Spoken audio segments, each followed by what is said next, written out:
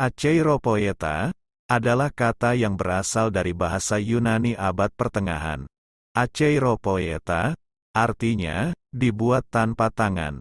Acheiropoieta adalah ikon Kristen yang dipercayai muncul secara ajaib, diciptakan bukan dari tangan manusia. Biasanya ini adalah gambar Yesus Kristus atau perawan Maria. Meskipun Acheiropoieta yang paling terkenal saat ini sebagian besar berupa ikon yang dilukis pada panel kayu, tapi ada juga di media lain, seperti mozaik, ubin yang dicat, dan kain. Gambar Edessa, ini adalah salah satu Acheiropoieta atau ikon suci bagi umat Kristiani yang dinamakan gambar Edessa, yakni sebuah gambar wajah suci Yesus Kristus yang tercetak pada selembar mandilion suci yang berupa kain kecil atau kain handuk. Untuk itu, mari kita ikuti ceritanya.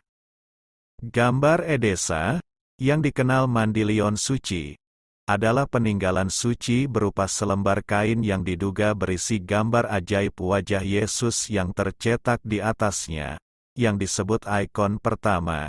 Catatan asli peninggalan ini pertama kali dicatat pada awal abad ke-4 Masehi oleh Eusebius dari Kaisarea. Cerita ini terjadi di saat Yesus Kristus masih hidup. Seorang raja Edessa di tenggara Turki, bernama Abgar yang menderita penyakit kusta parah. Abgar mengutus Ananias pelayannya untuk membawa surat kepada Yesus. Dia mengundang Yesus datang ke Edessa untuk menyembuhkannya. Yesus menolaknya, tapi dia berjanji akan mengutus salah satu dari 70 muridnya untuk datang ke Edessa nantinya. Suatu ketika Kristus mencuci dan mengeringkan wajahnya dengan sebuah kain, sungguh ajaib gambar wajah suci Yesus, tercetak di kain mandilion. Diperkirakan setelah kematian dan kebangkitan Yesus, Rasul Tadeus konon membawa mandilion kepada Raja Abgar di Edessa. Kemudian raja itu pun disembuhkan secara ajaib dan bertobat.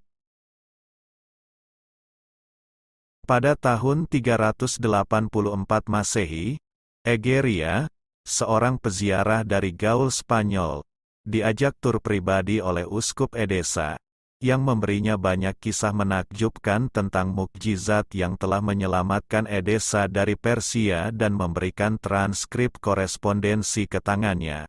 Gambar itu sendiri konon muncul pada tahun 525 Masehi, saat terjadi banjir di Daisan, anak sungai Efrat yang melewati Edessa. Banjir ini disebutkan dalam tulisan sejarawan Istana Prokopius dari Kaisarea. Selama pekerjaan rekonstruksi, sebuah kain bergambar wajah seorang pria ditemukan tersembunyi di dinding di atas salah satu gerbang Edessa. Pada tahun 544, ketika Prokopius mencatat pemulihan Edessa dari Persia, ia menghubungkan peristiwa tersebut dengan surat yang dikirimkan Yesus kepada Raja Abgar.